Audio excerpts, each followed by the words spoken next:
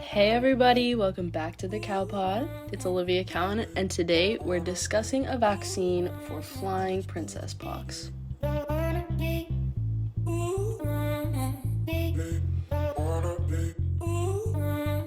Hey everybody, I'm so happy to be back on the CowPod. If you don't know what that is, it's literally the title of Olivia Cowan's podcast.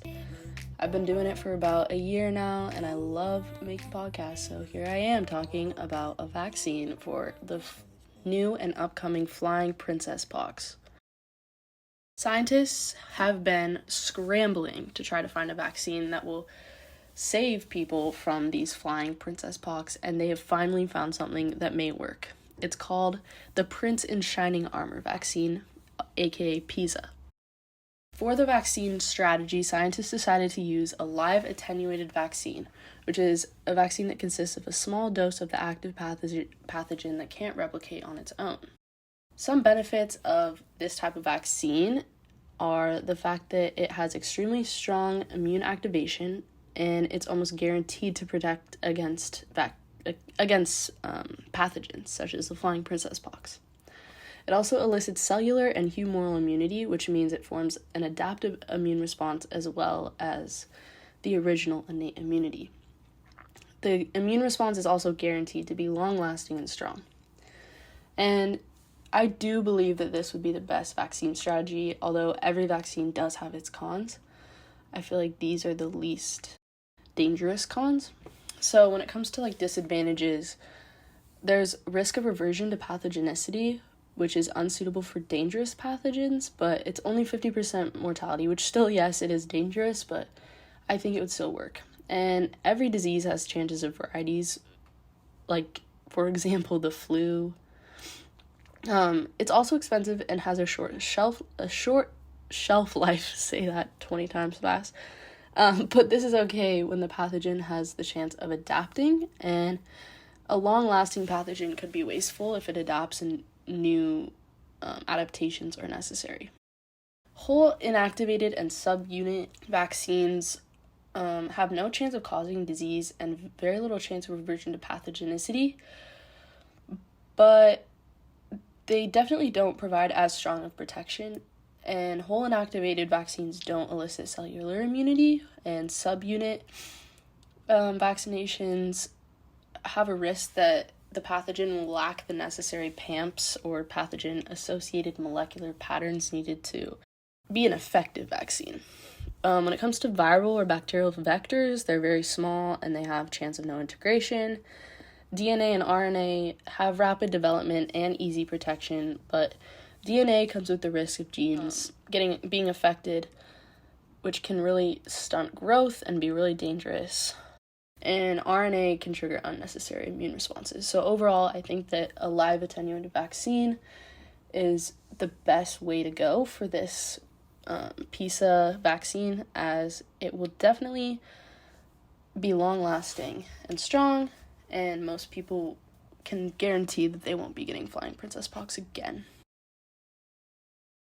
For a route of delivery, I believe that it's effective. It's the most effective way to give a vaccine is probably intramuscular. And that's just because it's almost guaranteed to reach the immune system because it's being injected straight into your body.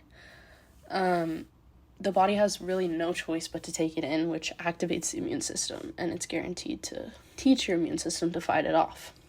One disadvantage of intramuscular delivery could be that some people are fearful of needles, and there's likely to be some lasting pain in the injection site.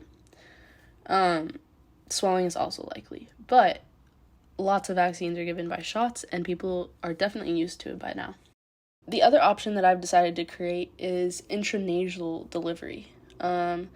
This is because the disease is airborne, and the body will become used to the way that the pathogen is contracted. This is effective in training the body and the immune system to see the disease coming. One disadvantage to this could be a faulty inhale that results in the vaccine not reaching the immune system and having no effect on the patient, which is why there's also the option of the intramuscular delivery, but either way works pretty effectively. Train the body both ways, so yeah. I decided to add an adjuvant just because this guarantees that the body has an effective immune response to the pathogen. And due to a pretty high mortality rate of 50%, this vaccine needs to be effective, and it needs to work the first time so that half the population doesn't die from the beautiful yet deadly rash. And when it comes to immune correlates, doctors should be looking for the isotope IgM, which is initial help for all pathogens. And then after that, B cells have a strong memory in order to class switch their isotypes. So in gaining the antibody isotype IgA, the body will be guaranteed to protect against the bacterial disease. IgA helps to neutralize any pathogen that enters the lungs, which means that antibodies bind to a pathogen, making it unable to reach host cells. And as this disease is airborne, neutralization will be effective in preventing the disease from even entering the body past the lungs. IgG and IgE will not be helpful, as this bacterial infection does not have to do with a virus or parasite.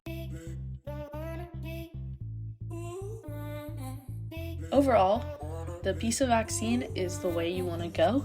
It would be the prince in shining armor that saves anyone from the flying princess pox. It guarantees immunity, a long-lasting response, and it comes in both shot and miss form. And every vaccine comes with a temporary tattoo to fulfill every dreamer's needs. You can find it at your kingdom's local pharmacy for 24 hours a day, 7 days a week. Get your PISA vaccine today. You won't regret it.